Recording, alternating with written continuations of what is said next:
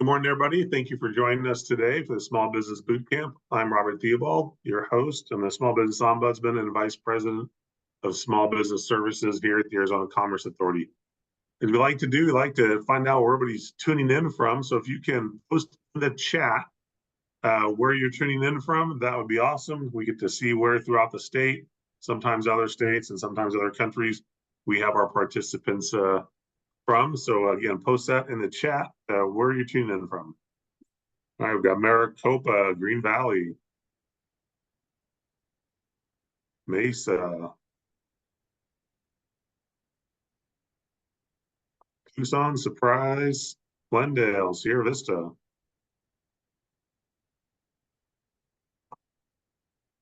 Tempe, Tucson, Pima County.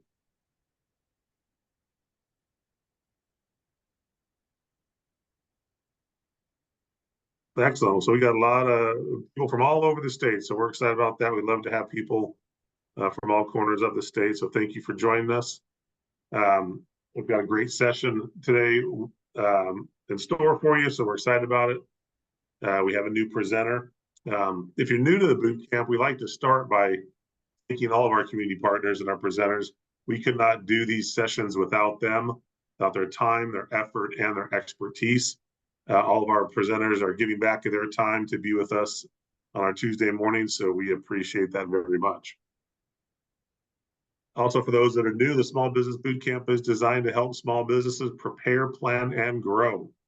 It is not only our Tuesday morning workshop or webinars, but we do some hands-on workshops, some virtual workshops as well. And all the virtual ones are recorded, and some of the hands-on are also recorded, but many of those are in person only. But the boot camp is, again, designed to help support small businesses throughout the state as you start and grow your business. A key part of the boot camp is the content library. And the content library can be found at the bottom of the boot camp registration page. And it is a place where we house all of our recorded webinars. So every Tuesday morning webinar is recorded like today's. And as I mentioned, all of our virtual workshops are also recorded. And we include all of those in the content library so that you can access those whenever you want. If you can't make it on a Tuesday morning, you can go back and view the recording, download the slide decks, and have that information available when you are ready. The ACA also has a number of other programs to help support small businesses. You can find those and more at azcommerce.com/programs. As well, one of the great programs that we provide is the Small Business Checklist. This is an online interactive resource that helps small business owners, entrepreneurs, or even large businesses identify the commonly requested licensing, registration, and compliance requirements at the local, state, and federal levels. We include every incorporated city in Arizona and their requirements for business licensing, and also industries, professions, and so forth. So there's a ton of information, great resource to dig into and take a look at. And if you're wanting just a quick sample of some of that information, on that page, you'll also find our virtual assistant, Sally. And Sally can help with some of the information.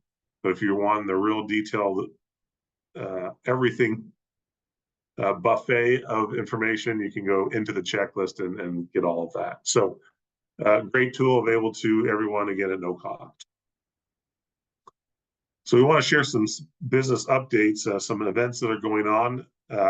Next Monday, May 6th, from 11:30 to 1, is an in-person event over at the Women's Business Center. It's our State Small Business Credit Initiative Technical Assistance Kickoff Lunch and Learn. It's going to be presented by Prestamo CDFI, and they're going to go through a funding workshop and talk about venture funding, debt funding, and different ways to fund your business. So we're really excited about that program. The State Small Business Credit Initiative is a big federal program, and we're finally able to get the Arizona version kicked off on the 6th. So if you can, please join us for that. If you can't, don't worry, there will be a number of virtual versions of this workshop, as well as in-person workshops, at least one in every county throughout the next year. Also, on May 22nd is our small business workshop with the Phoenix Business Journal. This is in person only. It is, what is a PEO, a professional employment organization, and how can it help your business grow? If you're an existing business and you're looking to grow going forward, this is a great workshop to be at. PEOs are definitely a solid option for your business. That if you're not sure what they are, join us and learn more. And then ASU is starting a small business series in downtown Phoenix. The first of the three-part series is on May 28th from 5 p.m. to 7 p.m. So join for that. If you're interested, we're going to post links to all of this stuff in the chat so you can click on it and take you to the different websites. So with that, let's look at our upcoming session.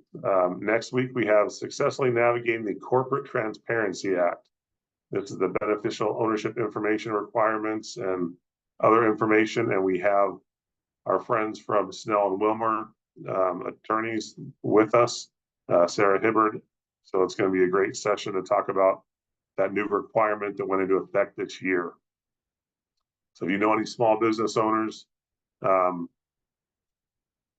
this is very important information for every business owner in Arizona. So you may want to pass the word out and share that with others.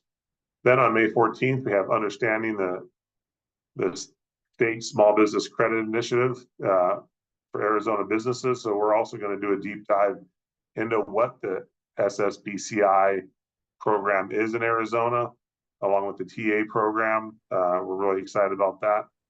And we're going to also share the information on where you can find those other workshops that are part of it and how to access the technical assistance part of it as well. And then on the 21st, we have Unlock Business Success, Discover Practical Business Strategies. So we're really excited about not only these three, but the upcoming sessions we have throughout the next few months. We've got the summer planned out, and we're going to continue doing these workshops every Tuesday for the foreseeable future. With that, we're going to turn the time over to our presenter today. We have Dale Schaefer. He's the founder and financial advisor and CCO of Life Moves Wealth Management. I met Dale a few years ago when he was in a different role with a different company, but still doing the financial advising. And so we're excited to have him with us today. Before we turn it completely over to Dale and I stop sharing, just want to remind everybody, I'm going to stop sharing. But at the bottom of your screen, there's two buttons. There's the Q&A and the chat. We want to use the chat for some interaction. Dale's going to have some questions. I want you to post some things in the chat. But if you have questions for Dale, please post them in the Q&A. There's a number of reasons. It helps us to avoid the questions getting lost in the chat. And it also just helps us track the questions better so we can answer them more efficiently. So with that, Dale, I'm going to turn it over to you, and it is all yours. All right, perfect. Thank you, Robert. And definitely thanks everybody for being here today for today's business financial literacy topic on the hidden cost of living out of your business. Now, this is a topic that is near and dear to my heart, and I believe that you'll enjoy it and benefit from it as well. As a quick housekeeping item, as Robert just said, definitely encourage you to ask questions along the way. We don't have to wait until the end of the presentation, and those will show up in the Q&A. We'll grab them as they come through. Go ahead and strike while the iron's hot. If you see or hear something that prompts a question, we'll do our best to keep us on track and, of course, most importantly, on time. So there will be a couple of times during the presentation where I will ask you to participate. So go ahead and keep score at home. There's a note sheet that's been provided to you in the resources that you can use as well, just to kind of help you keep your place along the way. So you just saw this slide about my information. Let me tell you a little bit about me and why this topic is important. I serve as a financial and exit planning advisor for business owners and high-level business professionals.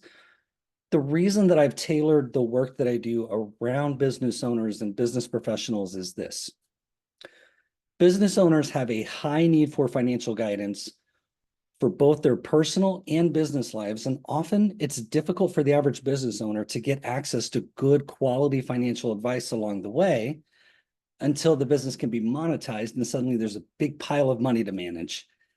I happen to think there's a better way to do it, and I happen to think that happens along the way of your financial journey. You can see some letters behind my name. I'm happy to hold a couple of professional designations: the Certified Financial Planner, the Accredited Portfolio Management Advisor, and the Certified Divorce Financial Analyst. And because I fancy a couple more letters for my alphabet soup, I'm in the process of finishing a capstone course to gain the Certified Business Exit Consultant designation, and that should be completed yet this summer. On a personal level, I'm married to a total gem. Her name is Melissa. We were married in 2010, just had our 14th anniversary in March. We have 4 children. 3 of them are in college. They're in 3 different states. One of them graduates here in about 2 weeks from ASU. And about 3 years ago, we welcomed our next gen kid to the family. So we're very busy, running all over the place and enjoying this phase of life. And outside of the office, and when we're not chasing kids around and doing those things, you're going to find me outside. So I love to be exploring the outdoors, probably going to be hiking, road cycling, camping, golfing, fishing. If it's outside and it's in Arizona, I totally want to do it. And if you're very, very lucky, you might also see me at some point rocking out behind a drum kit or maybe a guitar. But that's enough about me. Let's get to the good stuff and why you're here today. So this presentation aims to shed light on the detrimental effects of what we call living out of your business. And we'll explain a little bit about what that is and how it works. I'm also going to talk about how this practice always leads to accounting confusion. It makes it difficult to track business performance. It potentially causes other legal or tax issues. And as we go through that, also throughout the presentation, we're going to eventually talk about strategies for how you can avoid the practice, how you can promote better financial health, stronger governance in your business, and good sustainability, because ultimately that's what we want. We want good, strong, well-run, profitable, healthy businesses because it provides jobs, it's better for our communities. And ultimately, as business owners, we want to leave a good mark on the world. Since we've started the business, let's run it well. Let's treat it like a good asset. So as we get started, and this is going to be one of those areas where you can pop into the chat, I want you to tell me what you see in this image. What's happening here? And Robert, I may need your help to be able to see the chat. So go ahead and just put in there what's happening. What do you see going on? Yeah, I'll read what they post in the chat, so you don't have to worry about pulling it up.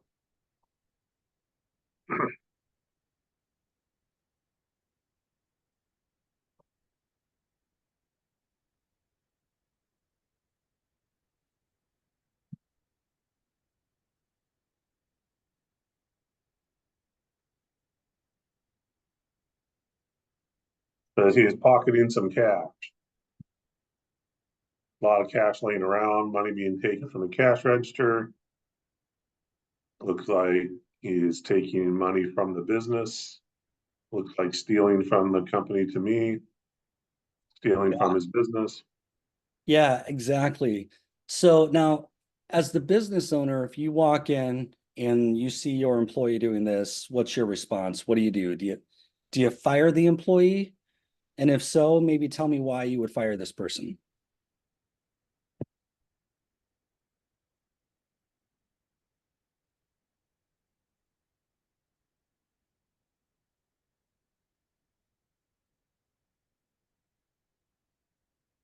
He broke trust. Yeah, broke trust. Who knows how long he's been doing this, right? How much money has come out of the business that you're not aware of? Will this spread like wildfire to other employees? It creates a bad culture, all of that, right? Now, Yeah, we had Trevor mentioned, says you put them in sales. Another person asked him why. yeah.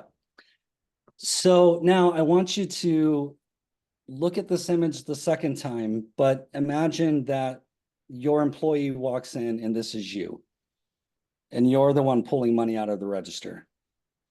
Do you still feel as strongly about stealing and all of that, as you did if it were your employee. So as you think about that, this image is actually a really good representation for what it looks like as the business owner to intentionally pull money out of your business for your own benefit or to pay for your own expenses and that kind of thing. Now, we're going to talk about this because there's a big difference between paying yourself versus having the business pay all of your expenses. So let's get some definition around the term and kind of create some clarity here. So first thing, the term living out of your business refers to using business funds to cover personal expenses. Now, like I said, there is a difference between paying yourself versus using business money. Now, examples of where this comes up, and this is really gray, especially over the past couple of years with the pandemic and more working from home businesses and people maybe returning back to work or just staying at home. And where it gets kind of squirrely is there's situations where, maybe if you work from home, groceries and maybe some travel, entertainment, meals out, that kind of thing. Maybe if you're a business owner and you drive to an office, maybe you're looking at how do you put your car in service, meaning the business pays for the car loan and the insurance, and maybe for part of your homeowner's insurance or your renter's insurance.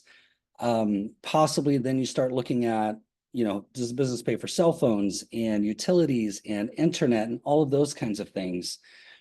Where it gets really gray is situations like where when you have a home business, let's say that your only business task with the vehicle is maybe going to the post office or going to get office supplies and things like that. Is that car really being used for business expenses?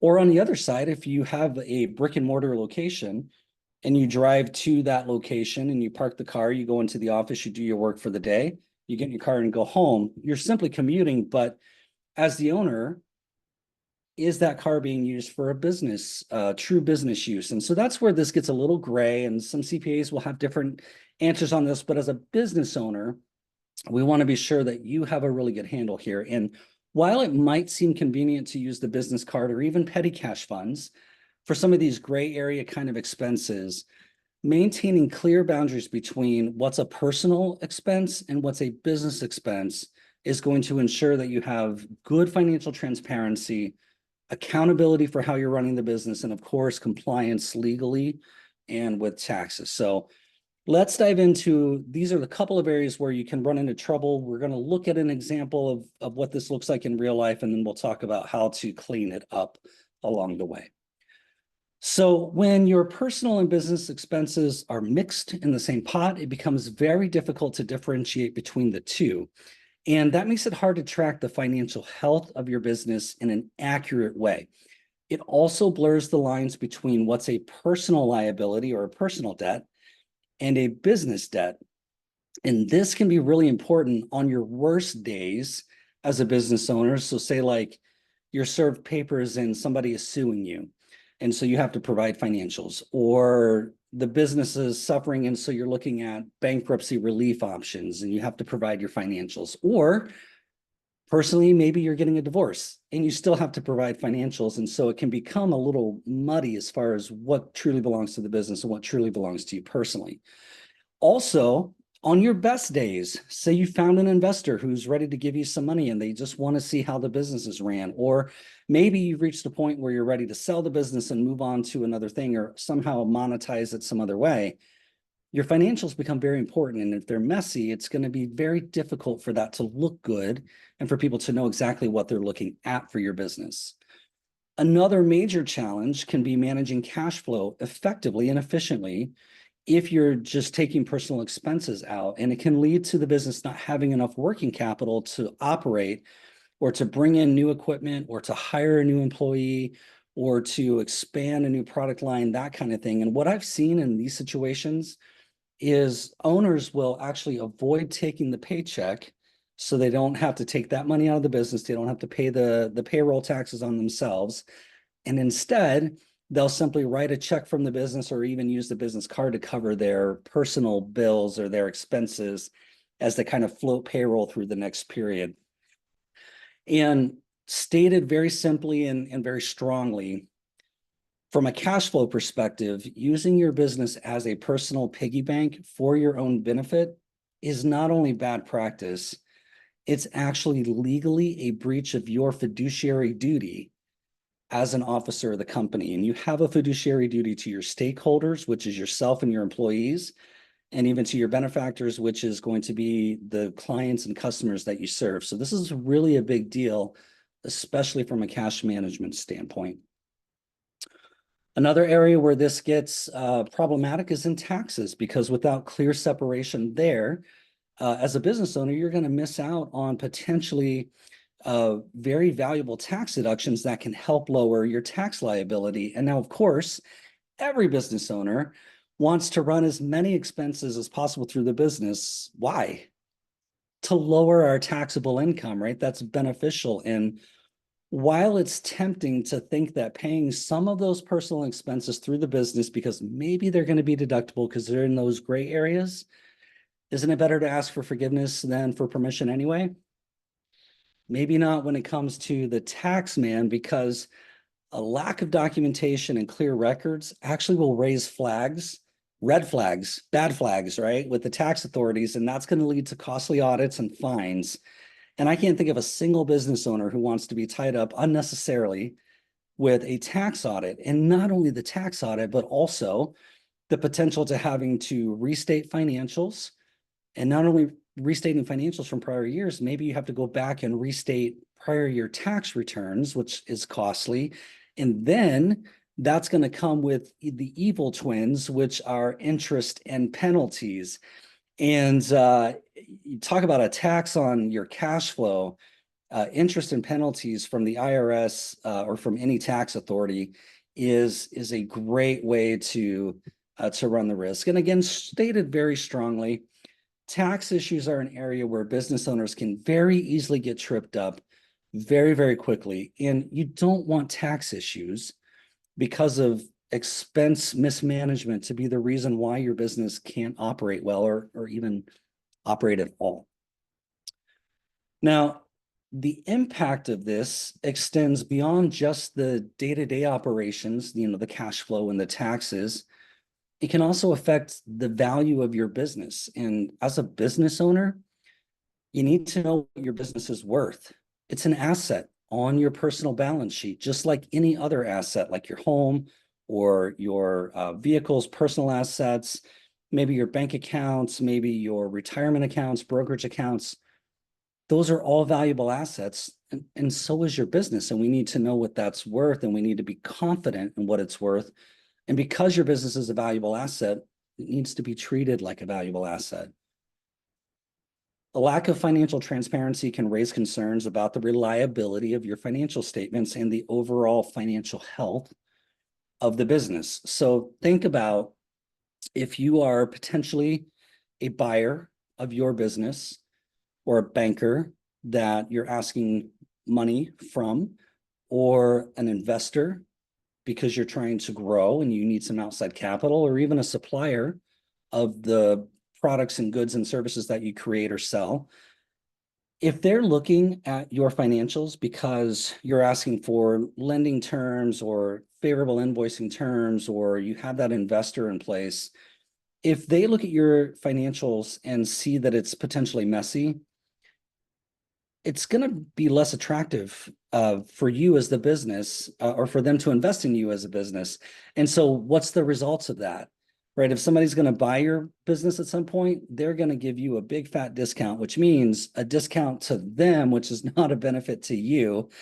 And bankers and investors may give you less favorable borrowing terms. And those suppliers actually looking at your financials might give you less favorable invoicing terms. And I'll tell you, there's something great about having invoicing terms that are 30 days or 45 days or 60 days out versus having only 10 days or 15 days or 20 days to pay your invoices, because that becomes a big tax on your cash flow. And when there's a tax on your cash flow, keep in mind that as a business owner, especially for small business and flow-through entities, which we'll talk about in a little bit, you have personal guarantees on any debt that's related to the business. And so your business creditworthiness and your personal creditworthiness can be at risk, which adds to the difficulty of getting those favorable terms from the bank or from your suppliers. And when you don't have the favorable terms, as I said, it's a tax on your cash flow management, and a big discount for somebody who wants to buy your business is a big tax on your personal financial security. So now that we've kind of covered this in concept, and we've all kind of, I hope, felt the gravity of how messy this can be, let's look at a real world example. So what you see on the screen is a financial health review that I did using a business P&L and balance sheet. And keep in mind, when we're using a P&L and a balance sheet, these are snapshots in time. And so these numbers are a snapshot in time. What we're looking at here is a professional services office. There's one professional. There's an office manager earning about $55,000 of salary, and there's 3, maybe 4 seasonally part-time employees, but usually 3 is about right. Sometimes the 4th one comes in.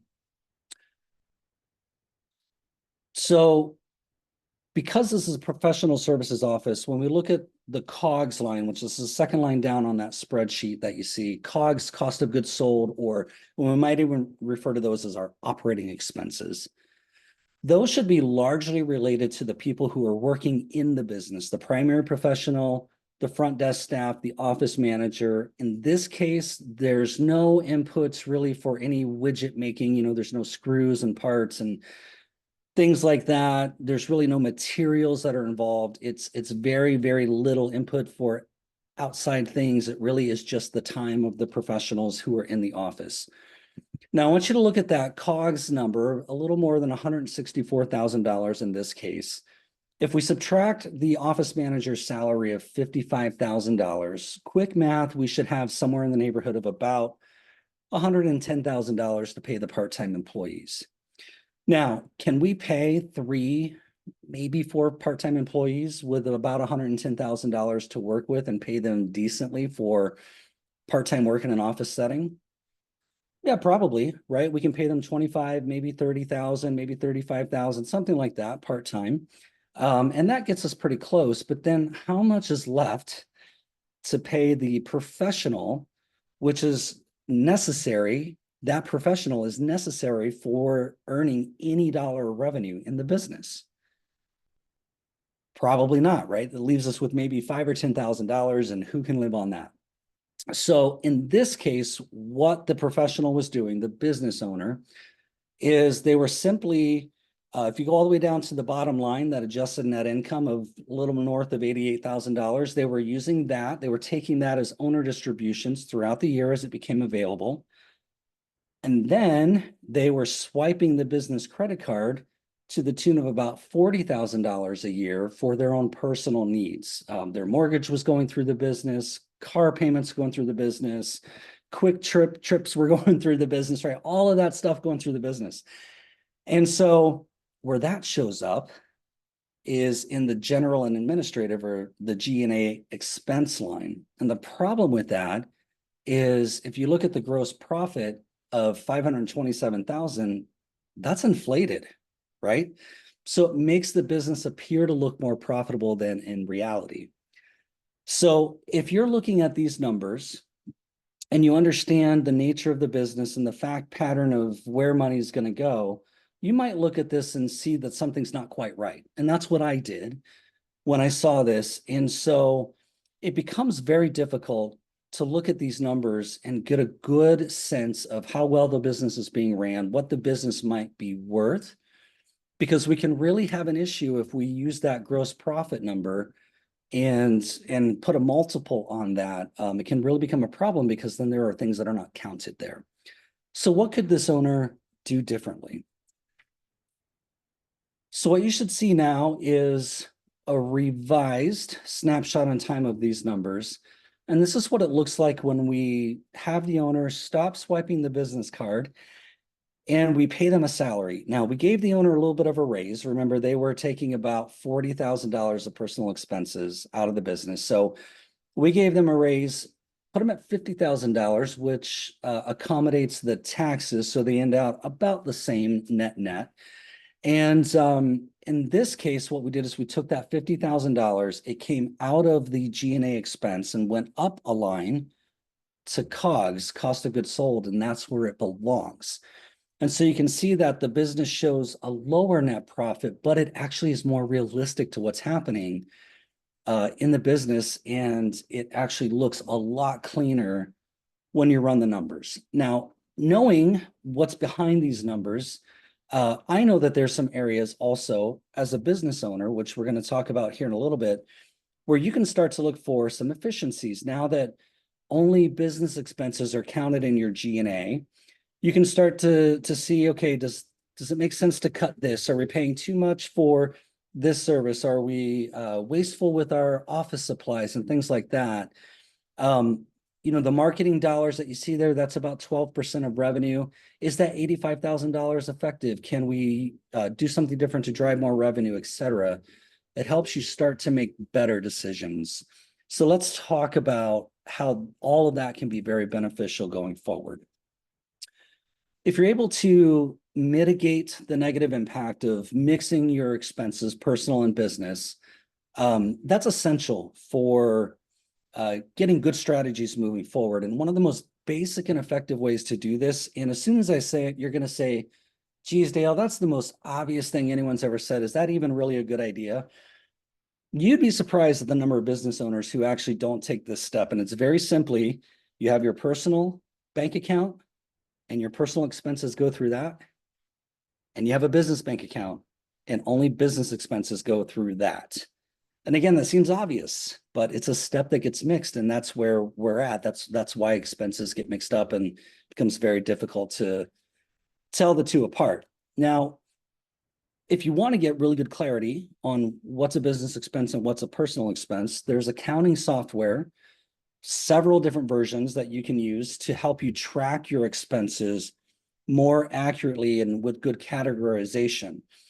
You can do it on an Excel spreadsheet if that's more your style. You can even write it down. I don't recommend that, but there are ways to track it. And I had a new client who started working with last fall, and they were completely living out of their business. And it's a good business. It's a little healthy.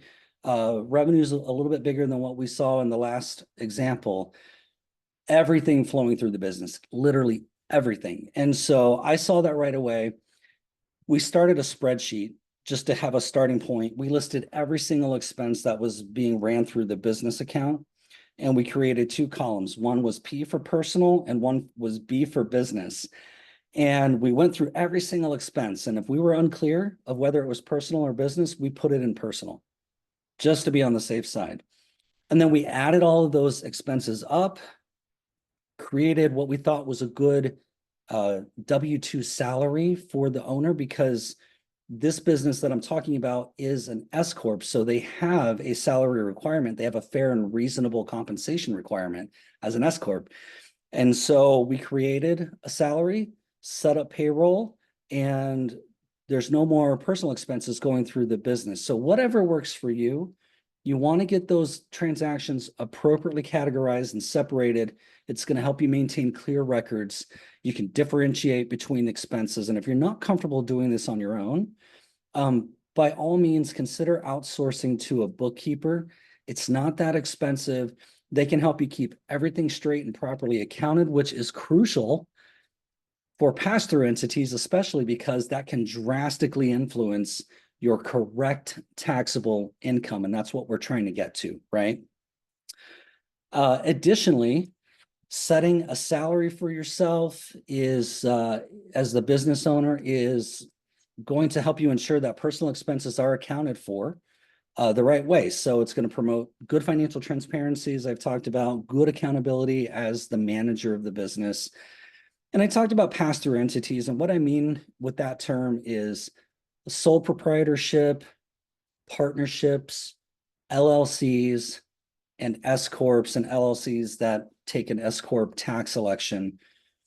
You're going to hear different numbers if you talk to CPAs or maybe other financial advisors as far as like when you should start paying yourself on a W-2 versus just taking owner withdrawals over time. And certainly as you start your business, it may take you a while to get up to the correct number to make payroll make sense. But I like to look at net income of the business. And so that's going to be all of your expenses taken out, net income, $100,000 or more. That's when you're cash flow positive. It should be very easy and reasonable for you to establish a good W-2 income for yourself as the business owner and still have money left over to run the business.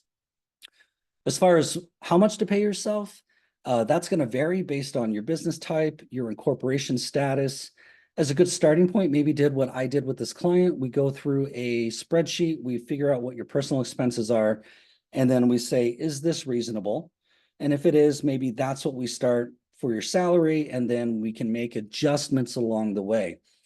You're probably going to want to talk to a CPA though, because there is actually a sweet spot of where you pay yourself on a W-2 versus what your net income for the business is. And that sweet spot is where you can actually save money on taxes through the W-2 payroll and withholding versus on the net income. So definitely get with a tax professional on that. They're going to help you calculate what's right for your business. Now, as we start to look at some additional benefits, as I said, maintaining separation there. You're going to have clearer financial records. You're going to have better financial management. I talked earlier about having better decision making. It's going to give you insights into truly what's happening in your business and how financially healthy the business is and how well it's performing. If all you're looking at are the results of the business, you're going to be able to drive the business, not only the profitability, but the business activity in a much, much clearer and sharper way. It's going to lead to better business outcomes. It's going to instill confidence and credibility in your financials. You're going to feel more confident about where your business stands. It's going to paint a clear picture of how dependent the business is on you as the owner to generate revenue. It's also going to show you how dependent you as the owner are on that business. And you want to make sure that both are healthy enough to stand on their own, even though they're integrated. Moreover, separating the expenses, it helps reduce some of the risks that we talked about earlier of the legal and tax issues. It protects the business, it protects you as the owner, it protects your employees from liabilities, from penalties, from locks being put on your gate by the IRS, those kinds of things. It ensures good compliance with the tax regulators and promotes good financial governance, which again is very important in your duty as a business owner and a fiduciary duty as the business owner. Now, as we kind of head to a close here, I know that this has been a lot of information to absorb. And again, we'll take some questions here at the end. But in the meantime, where can you find some additional resources? One place you can go is episode 37 of the Financial Purpose Podcast. This is the podcast that I run and produces 2 to 3 episodes per month. It's all on good financial literacy. There's a little bit of some of financial planning topics. There's occasionally some market and economic updates, which seem to be very important, certainly more frequent since the pandemic and all the moving around with money and interest rates and all of that kind of stuff. So in episode 37, I talked specifically about EBITDA and how to look at EBITDA, which again is your earnings before interest, taxes, deductions, and amortization. It's basically your profit for the business. And so that's an important metric to know because it's often associated with a multiple of your business. So if you're trying to get a business valuation, the valuator is probably going to calculate your EBITDA and they're going to say your business is worth 2.7 times your EBITDA or some number like that. And so in this podcast episode, I talk about what it is, how it's calculated, how you can look at it, and most importantly, how you can use it to drive what you're doing in the business and the business decisions that you're making. Next, as you saw at the start of the presentation, there's a lot of resources from the Arizona Commerce Authority, especially for small business owners. So get into the boot camps, get registered for those. go to the live events, go to the website, download the resources, get the white papers, get into groups. There's a lot of different resources. So stay connected to the Arizona Commerce Authority, and so grateful that they have us all here today to learn from each other. This is a great forum for that. So stay connected there. Another great resource that I love, this is one of my favorite books I read about 2 years ago. It's called Profit First by Mike Michalowicz, and it is a simple system for understanding how to separate all of your business accounts so that you can get the money segmented to where it needs to go for operating expenses, for profit, for paying yourself as the owner compensation, taxes, all of that set aside. It's a really, really simple process. It's kind of like a glorified envelope system if you ever used one of those, but it works really, really well for your business. And I'll tell you, I read the book about 2 years ago at the suggestion of one of my clients. She was reading this book and implementing it into her business. So I followed suit, implemented it into my business, and then also into my personal finances. And it has made a world of difference. And I'll tell you, because the sun's shining and it's Tuesday and I'm in a great mood, and I love this book so much that the first person to send an email to info@lifemoveswealth.com, again, info@lifemoveswealth.com, with your name and your mailing address, I will personally send you a copy of the book. And in fact, if you're feeling up for it, I'm even happy to meet you for coffee to give you the book and learn more about your business and help you in any way that I possibly can. Another place you can go is to lifemoveswealth.com/business-owners. And there's some good resources there to kind of get you started. What you're going to see is ways that you can start to understand how financially healthy are you personally, and also how financially healthy is your business. And that's a very important combination. And as a bonus for today, again, this is a topic, the living out of your business, being profitable, managing your business like a valuable asset. These are the things that I talk about with my business owner clients every single meeting that we have. You might expect with a financial advisor, you talk mostly about investments. I find that most people, the investments are what they are, but they're really concerned about everything else that's happening and moving in their life, which is the cheeky reason why my firm is called Life Moves Wealth Management. So we review the business financials. We identify areas of opportunity to become more profitable, less wasteful, more valuable over time, just like we do with their personal. And that focus helps business owners a lot of things, but it also even creates a good, healthy culture for your business. Now, many business owners start a business, we grow revenues, we start a business for a variety of reasons. Maybe we're really good at one thing and that's all we want to do. Or maybe we're tired of earning money under somebody else, or maybe we're just terrible employees and we have to do our own thing, whatever it is, right? We all start businesses for our reasons. We grow revenues. We eventually consider at some point, we ought to sell the business, make a little bit of money, go do something else. Oftentimes business owners find out that maybe they're not financially ready to be independent of that business. And they often find out too late that the business is not worth as much as they had hoped. And so in that situation, in getting ready for that, that's where I become incredibly valuable to you. So as the business owner, ask yourself, are you financially healthy? How about your business? How would you know for sure? Are you tired of feeling cash flow strapped, not saving as much for yourself as you need to, or even at all? How about, have you gone periods without paying yourself so that way you can make sure that payroll gets floated? Or maybe have you borrowed money to float payroll for your employees? Are you unsure of when you might reach your own financial independence? And if any of those questions resonated with you, then this offer today is for you. And by attending today, you can receive a complimentary personal and business financial health review. And this review will give you both personal and business KPIs, which you can see on your screen. They're going to help you understand your total financial health and what steps you may need to take going forward to reach your next level of growth. Through this process, business owners and business professionals get actionable guidance, like advice that you can actually take home and do something with. and answers to your most important questions at Life Moves Wealth. So again, there's no cost, there's no obligation, but to just simply know where you stand. And if you're not sure if you're financially healthy and if your business is financially healthy and what your business is worth and what you're worth is net worth, then please take me up on this offer. Nobody else in the area I've looked is looking at business and personal financial health together for business owners like Life Moves Wealth does. So to simply get started, scan this QR code. You'll go to a page where you can interact with me. You can send email, you can follow on social media. You can even schedule a meeting right from that link.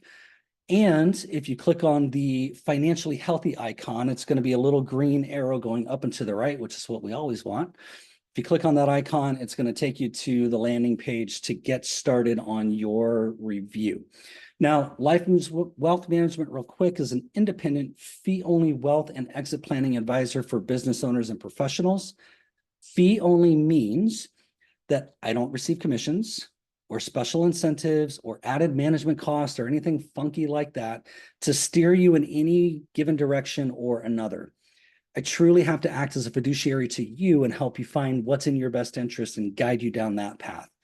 It also means that I don't focus on asset minimums as an advisor. Why? Because it allows more people, business owners especially, who have most of the net worth tied up in the business and their personal residence, and even younger professionals who need to push more money into their company sponsor plans because they're getting a matching benefit for that. Without, if I focused on asset minimums, you would not be able to get access to solid financial advice until there was more money to manage. So I've removed that conflict of interest. It's out of the way. It's not how I'm compensated.